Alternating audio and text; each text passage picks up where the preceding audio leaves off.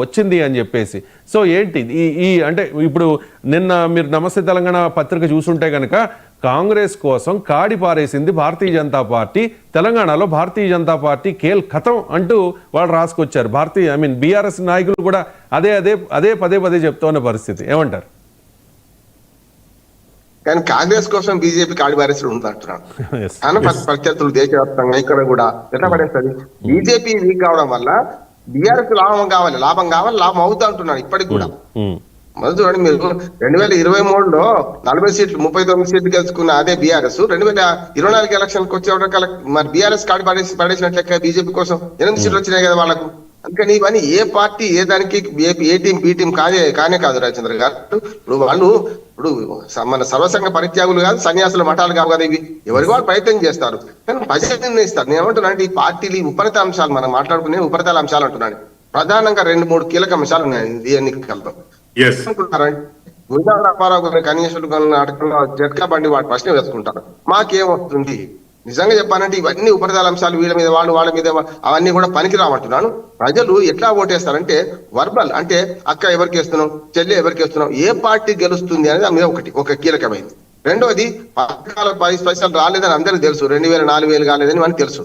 కానీ చివరి నిమిషంలో ఒక్క కుటుంబానికి 20 నుంచి 40,000 రూపాయలు అన్ని పార్టీలు కలిపి అంటున్నాను నేను.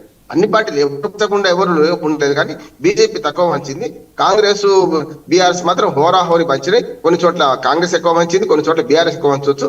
5,000 రూపాయలు మంచింది అనుకోండి, అన్ని పార్టీలు కలిపి 4 కోట్ల 20,000 వచ్చినట్టే కదా. ఇవి కీలక పత్రం మంచినాయి. చచ్చిన దానికి వచ్చిందే కట్టమని తీసుకున్నారు వాళ్ళు, వేసేదానికి వేస్తారు. నేను ఏమంటున్నా, వాళ్ళు అవమానించవద్దు. పేదల ఓట్లన్నీ కూడా డబ్బులకు అమ్ముడు పోయేటికి కావు, అందరి దగ్గర తీసుకుంటారు. సబ్కా సున్నా అప్నా కర్నా, అందరు తీసుకుంటారు, వేసేవాడికి వేస్తున్నారు. ఎవరు ద్రోహులు అంటే చదువుకున్న వాళ్ళు ద్రోహులు, చాలా మన ధనవంతులు ద్రోహులు అంటున్నారు. ఈ మాట ఓటు వేయకుండా పడకుర్చి రాజకీయాలు చేస్తున్నారు వీళ్ళు. నిజంగా వాళ్ళందరూ ఇవాళ ఓటింగ్ వస్తే పరిస్థితి వేరుగా ఉంటుండే కదా, ప్రజాస్వామ్యం గెలిచేది కాదు. నేను ఎప్పుడు చెప్తున్నాను రవిచంద్ర గారు, ఎన్నికల్లో ప్రజలు గెలవాలి, పార్టీలు కాదు. నాకు ఎప్పుడు గెలిచినా నాకు పెద్ద ఫరకపడేది లేదు అంటున్నాను. వీళ్ళు ముగ్గుట్లో ఎవరు గెలిచినా మనకు ఫరకపడేది ఏంటి? ప్రజలు గెలవాలంటే ఇది పద్ధతే కాదంటున్నాను. ఇప్పుడు FPTP దాంట్లో ఈ ఓటింగ్ పద్ధతే తప్ప అంటున్నారు. తామాషా పద్ధతి ఓటింగ్ అయితే కరెక్ట్. ఏ పార్టీకి ఎన్ని ఓట్లు అంటే దాన్ని బట్టి పార్టీ గెలుస్తుందా, ఓట్ల 51% ఓటు దాటినప్పుడే గెలుస్తారు. మనం చూస్తున్న ఎమ్మెల్సీ ఎన్నికల్లో ప్రిఫరెన్షియల్ ఓటింగ్ ఉంటది. అట్లాగే మనకు తామాషా పద్ధతి లేదు మన దగ్గర. ప్రిఫరెన్షియల్ ఓటింగ్ చూడండి, ఒక రౌండ్ లో గెలుస్తారు, 2వ రౌండ్ అట్లాగే ఓటును తీసేసుకుంటూ 51% వచ్చేదాకా చేస్తారా చేయరా? ఇక్కడ అట్లా కాదు కదా, 30% వచ్చినోడు గెలుస్తున్నాడు. మాగంటి గోపినాథ్ గారు 30% మొదలు 2014లో, 2015 18 వచ్చిన కొంత తేడా. అందుకని 3 పార్టీల పోటీలో కానీ ఇటువంటి పోటీలలో ఈ పద్ధతే, అంటే ఆటగాళ్ళు మారుతున్నారు, ఆట నియమాలు మారుతలేవు. ఆట నియమాలు మారాలంటే ఈ పద్ధతే కాదంటున్నాను. ఒక ఓటు మెజార్టీ, సింగిల్ ఓటు మెజార్టీతో వచ్చే పార్టీలు ఏవైనా కూడా ఈ ఎన్నికలు ఇట్లాగే ఉంటది. ధనము, డబ్బు, మద్యం అన్ని ఏరలే పారినాయి కదా. కొంచెం న్యాయం, హుజురాబాద్ మునుగోడు పోల్చుకుంటే నయమే, కానీ అన్ని కలిసి 1000 కోట్లు ఖర్చు పెట్టినాయి కదా. మొత్తం అయితే ఒక ఇంటికి 20 నుంచి 40,000 రూపాయలు వచ్చినాయంటే ఇది జూబ్లీహిల్స్ ఉప ఎన్నికలో అయితే హోరాహోరీగా జరుగుతున్నట్టుగానే మనం అర్థం చేసుకోవాలి. ఎందుకంటే ఏదో స్వల్ప ఆధిక్యం ప్రతి రౌండ్ లోను.